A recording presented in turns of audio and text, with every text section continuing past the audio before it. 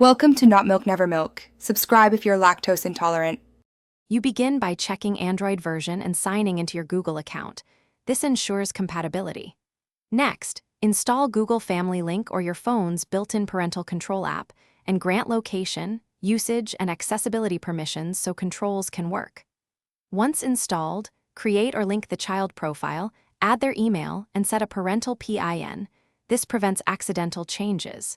Do this now so the device is ready for configuration. It speeds the next steps and prevents mismatches later. Now configure the core restrictions. Set daily screen time and a bedtime schedule so usage ends predictably. Then, go through installed apps and either block, allow, or set specific time limits. This controls access to risky apps and gaming. Make sure Play Store content filters match your child's age to block mature content and tighten permissions like location, camera, and microphone. Once done, test an app launch and a timer expiry to confirm rules apply and adjust limits if they feel too strict. Finish by enabling remote management and scheduled activity reports so you can monitor usage without constant checking. Make sure to explain rules to your child and set approved exceptions for school or family time. Communication reduces circumvention.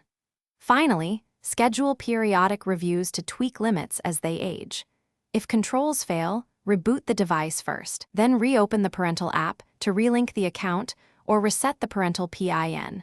This fixes most sync or permission issues quickly and safely. Thanks for watching. If this was helpful, leave a like and consider subscribing. See you next time.